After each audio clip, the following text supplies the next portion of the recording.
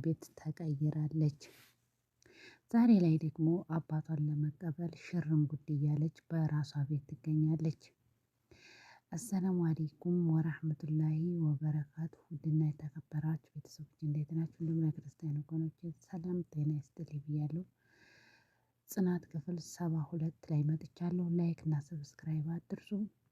ዛሬ እንግዲህ ጽናት አባቷ መጥተዋል። አባቷን ለመቀበል ደግሞ እሷ የሌለ ደስታ ሽርም ጉድ እያለች እየተንጎራደደች ትገኛለች በቤቷ ውስጥ። እንግዲህ ያው የኩሩቢ የኪራ እናት እንደሞተች ሁላችንም እናውቃለን። ኪራን ለማጽናናት ጓደኛው ክብሩ በአንድ ላይ ኪራ ቁጭ ብለው በነበሩበት ሰዓት ላይ ሳሎን ላይ ሳሎኑን ጨርሰው አበላሽተው ስለነበረ ያን ልታስተካከል ጽናት በሄደች ሰዓት አባቷ ደውሎ አባቴ ደወለ ብላ እሷም ስልኩን አንስታ አባቴ ወደ አዲስ አበባ እመጣለሁ ይሏታል። በቃ አባት እንኳንም መጣህ። አባቷ ጽናት አዲስ አበባ ነው ወይ የምመጣው ስትለው አይ አንቺንም በዛው አይቼሽ እመለሳለሁ ሲላት ጽናት እንዴ አባ የኪራን ባህሪ እያወቅክ እንዴት እዚህ ደርሰህ ትመለሳለህ? ትለዋለች።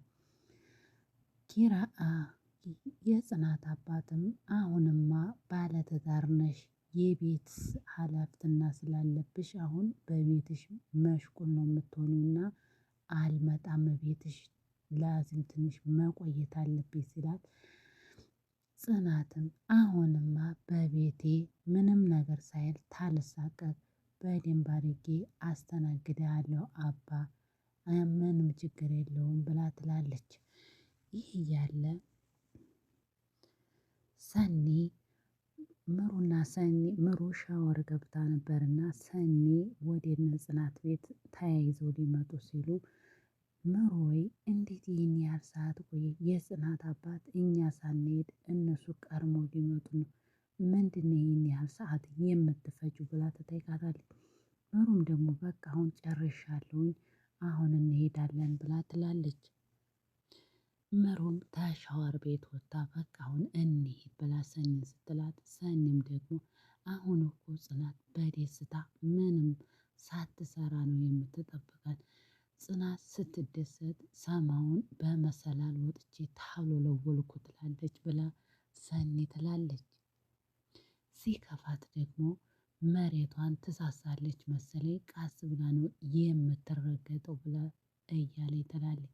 ምሩ ደግሞ ይህን ስራሽን ባልናገርብሽ ታያለሽ ብላ ትላለች። ሰኒ ዋ እንዳትናገሪ እንኳንም ነግረሻት እሷ እንደውም ናት ብላ ተነስተው ተያይዘው ይሄዳሉ። ያያለ እንዳሉትም ተያይዘው ሲሄዱ ጽናትን በደስታ ተቀበለቻቸው። ሲስቁ እያለ ጽናት በህይወቴ በጣም ደስ ብሎኛል፣ እንደ ዛሬው ደስ ብሎኝ አያውቅም። አባቴን ታልሳቀቅ በደህና ልቀበለው ነው ብላ ስትል ምሩ ደግሞ እንኳን ደስ አለሽ ብዬሻለሁ ስትላት ሰኒ እንኳን ደስ አለሽ ሳይሆን እንኳን ደስ አለሽ ብለንሻል ብለሽ ለምን አትያትም ትላለች። ጽናትም ደግሞ እሺ በቃ እቀበላለሁኝ ብላ ሰኒ ግን ዛሬ ደህና አይደለሽም ምን ሆነሽ ነው ብላ ስትላት ሰኒ ደግሞ በቀኛው ላይ ብዬ በግራዋ ላይ ትላለች። ሰኒም እስቲ ተውኝ እናንተ ሰዎች ዛሬ የክብርን ካባ የውርደትን ካባ እንደ ክብር ነው ዛሬ የተጎናጸፍኩት ብላ ትላለች። ጽናትም እንዴ ምን ሆነሽ ነው ብላ ስትላት ምሩ ምን ሆና ነው ሰኒ ብላ ስትጠይቃት ምሩም ደግሞ ከራሷ አንደበት ብትሰሚ ይሻላል ብላ ትላለች። ጽናትም ሰኒ ምን ሆነሽ ነው ብላ ስትላት ሰኒ በጧቱ አለቃዬ ቦርጫም ብዬ ሰደብኩት ብላ ትላለች። ቦርጭ ሰኒም እንደፈራችው ጽናት ከት ብላ ሳቀችባት። አለቃዬ ነው ያልሽው ብላ ስትላት ሰኒም አዎ እና አልተዋረድኩም ወይም የውርዴት ካባ አልለበስኩም ዛሬ አልተጎናጸፍኩም ብላ ስትላት ጽናትም ከት ብላ ትስቅባታለች። ጽናትም እንደዛማ ከሆነ ዘውዱን ደፍተሻል ብላ ስትላት ሰኒም ደግሞ ዘውዱን ከሚደፋ እኔን ደፍቶኝ ብሆን ይሻለኝ ነበር ትላለች። ሰኒም ከት ብላ ስትስቅባት ጽናት ምሩ ወይ ብዬሻለሁ እኮ ጽናት ከሰማይ ትስቅብኛለች ብዬሽ ነበር ስትላት ምሩም ደግሞ እርግጠኛ ነኝ ፊት ለፊትሽ አለቃሽ ቢስቅብሽም አንቺ ዞር ስትይ እሱ ለራሱ እየሳቀብሽ ይሆናል ብላ ትላታለች። ሰኒም ስትናደድ በቃ ለስራ አይደለም ወይ የመጣ ነው በቃ ተነሱ እንስራ ብላ ሁላቸውም ወደ ስራቸው ተሰማሩ። ኪራ በሩን ከፍቶ የጽናትን አባት ሊቀበል ሲሄድ የጽናትን አባት እቃውን የተቀበለው ቃሉ ስለነበረ የት ሄደ ነው ብሎ ሲጠይቀው ቡና ልጠጣ ይላል ቃሉ። ቃሉም ኪራ እንዴት እቃውን እንደጫንከው ነው እንዴ ቡና ልትጠጣ የሄድከው? ሲጀመር እቤት ቡና እየተፈላ ነበር እኮ ብሎ ይላል።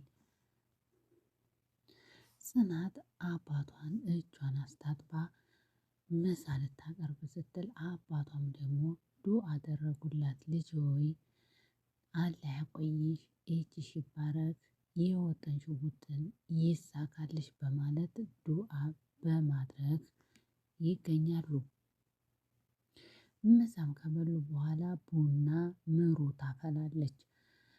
ምሩም ደግሞ ጋሽ ወይ ቡና ይወዳሉ ብዬ ቡና ላፈላ ነው ብሎ ሲሏት አባቷም ደግሞ የጽናት አባት አዎ እንዳንቺ ረጋ ያለ ቡና እወዳለሁ ይላሉ። ጽናት ደግሞ ምነው አባዬ ከኔ የበለጠ የኔን ከኔ የበለጠ ቡና የምሩን ወደድክ ወይ ብላ ስትለው አባቷም ምነው በሁሉም እኔ እበልጣለሁ ማለት ራስ ወዳድ ነው የሚሆነው ልጅ ወይ ብሎ ይላሉ። ምሩም አባ ጽናት እንደዚህ ያለ ባህሪ የለባትም ትላቸዋለች። አባቷም አዎ እኔን አሳፍራኝ አታውቅም ልጄ ይላሉ። እልቅስ ልጆቹ የት ቀርተው ነው ብሎ ሲሉ ጽናትም ውስጥ የስራ ስልክ ይዘው ነው ሄጄ ልጥራቸው ብላ ስትሄድ ኪራም ናሆም በአንድ ላይ ሆነው የጽናት አባት እቃ በመጥፋቱ ኪራ በሀሳብ እየነጎደ ይገኝ ነበር። ጽናትም ገብታ ልብስ አባቴ ሊቀይር ነው የአባቴ እቃ የት ሄዷል ስጠኝ ስትለው ኪራም ደግሞ የት አለ ብላ ስትጠይቀው ጽናት ኪራም ይዘው መጥተዋል ብሎ ፍጥጥ ብሎ ሲላት እንዴ አንተ አይደለህ እንዴ የተቀበልከው ብላ ጽናት ትጠይቀዋለች። ናሆሜ ከት ብሎ ይስቃል። ኪራም ለካ እኔ ነኝ የተቀበልኩት። ጽናትም የሆነ ነገር እያወራችሁ ነበረ ለዛ ነው አቅሌ የሌለህ ብላ ጽናትም ተነስታ ትሄዳለች። ናሆሜም ከት ብሎ ሲስቅ ኪራ ምን ያስቅሃል ብሎ ሲለው የሆነ ነገር ትዝ ብሎኝ ነው ለምን ጽናት ምግብ አታቀርቢም ብሎ ሲላት ናሆሜ ደግሞ እንዴ አሁን አይደል እንዴ የበላ ነው ምግብ እንኳን እስኪ ሽታው ይሄድ ብሎ ይላል። ሁላቸውም ተሰብስበው ሳሎን ላይ ቡና እየጠጡ እያለ ጽናት ይቅርታ አባቴ ብላ ትጠይቀዋለች። አባቷ ይቅርታ መጠየቅማ የነበረብኝ እኔ ነኝ ብሎ ይላል። ጽናት አንተ እንዴት ብለህ ይቅርታ ትጠይቃለህ አባ ብላ ስትጠይቀው ሁሉም ነገር ቢሳካልኝ ኑሮ አንቺም ወደ ስደት ባልሄድሽ ነበር ብሎ ይላል።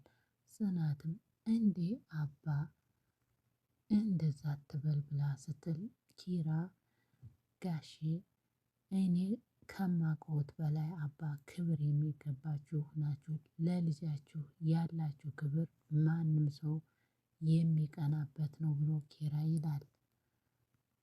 ናሆሜም እዮ ጋሼ ጽናትን ስናያት እንዴት በስነ ስርዓት እንዳደገች ታስታውቃለች ብሎ ናሆሜ ይመልሳል።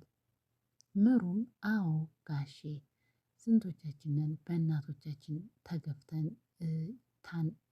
ያደግነው ጽናት ደግሞ እድለኛ ናት ብላ ትላለች። አባቷም የጽናት እንዳታስለቅሱኝ ብሎ እያወራ እያለ ቃሉ የሚባለው ልጅ መጣና የምትመሰጋገኑበት ሰዓት ላይ ደረስኩ መሰል ብሎ ይላል።